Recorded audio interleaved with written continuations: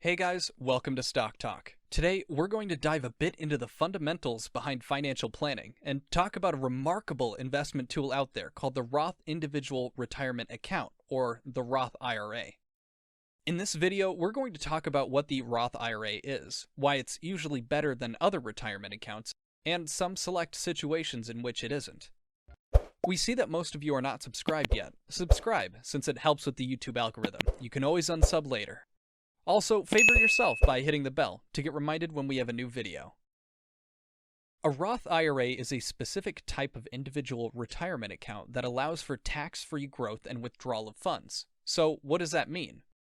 Well, as the name implies, a Roth IRA, or any kind of IRA, is a special type of account geared towards allowing better retirement investment.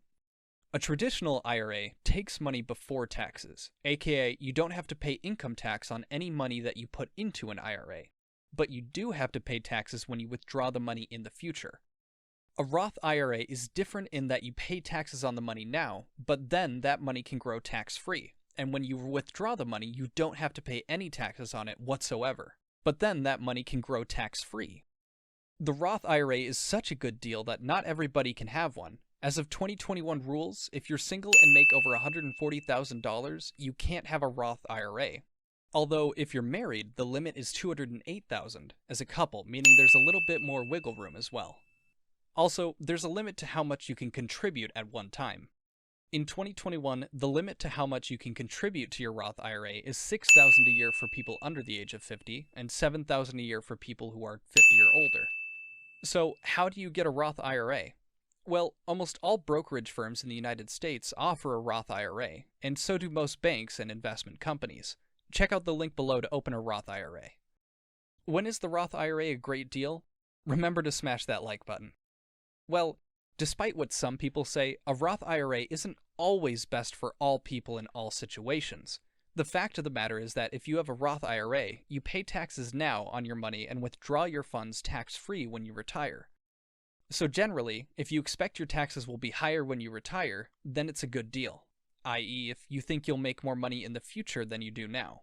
However, if you think you make more money now than you will in the future, and you're relatively sure that taxation laws aren't going to change too much, it's actually ideal to pay taxes later.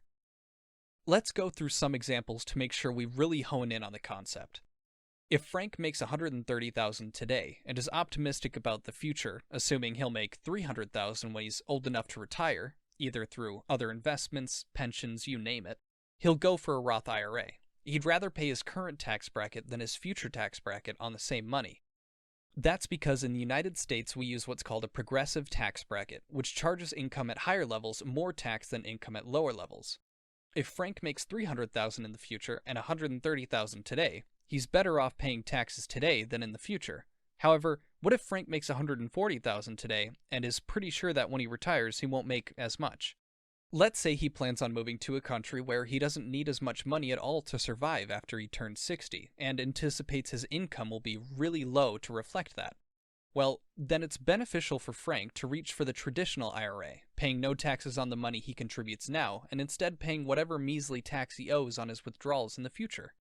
That's why the real benefit of a Roth IRA, the real kicker that makes most people say it's a good deal, is that your money can grow tax-free. In many other brokerage accounts, if you buy a stock at $10 and sell it at $300, you actually owe some amount of tax on that $290 difference. In a Roth IRA, that's not so. You can buy and sell as many stocks and investments as you want without worrying about having to pay taxes on that money, specifically because you aren't even allowed to access that money without penalties until you're older. Unfortunately, there are some limits as to what income you can actually use to invest in a Roth IRA. You can contribute any wages, salaries, and commissions to your Roth IRA. You can even contribute bonuses like Christmas bonuses, sales bonuses, etc. You can contribute money related to divorce like child support, divorce settlements, and alimony. What you can't contribute, however, are interest income, i.e. money you get for buying a bond, pensions or annuities, capital gains or dividends you get from stocks, or income you might get from rentals or property maintenance. The reason you can't contribute those things is pretty complicated and specific for each item listed, but almost always if there's something you can't contribute to a Roth IRA, It's because there are special taxes you might owe, or not owe, on those kinds of incomes that would interfere with your Roth IRA promise of being able to grow and withdraw your money tax-free.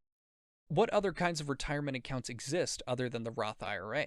Well, we already talked about the traditional IRA. Beyond that, there are accounts known as profit-sharing accounts. These include things like a 401k, a 403b, which is basically the same thing as a 401k, but you get it if you work for a public school or certain types of other tax-exempt entities. There are also pensions, simple IRAs, basically a whole world of retirement accounts that go beyond what we can cover in a 10-minute video. But the main thing you need to know is that A, many of those accounts require you to be employed to contribute, and a Roth IRA does not, as long as you have earned income. And B, they almost all require you to pay taxes when you withdraw your money, while a Roth IRA does not. So what do I think about Roth IRAs? I think they're a great tool for you and anybody who wants to save for retirement. It can be a little annoying that the contribution limit is so low, $6,000 if you're under the age of 50. So if you make enough money that you're likely to contribute more than that to retirement, it's often beneficial to use both a Roth IRA and some other retirement account. But for most people out there who expect to make more money in the future than they currently do, a Roth IRA is just simply the best retirement option. So guys, that was a brief overview of Roth IRAs. I personally think that they're wonderful and a great idea for almost any investor. But what do you guys think? Are Roth IRAs the best retirement accounts out there? Let me know what you think in the comments down below. If you like what you saw, remember to smash that like button and subscribe, and turn on notifications so you don't miss out on more videos. And I'll see you guys in the next video.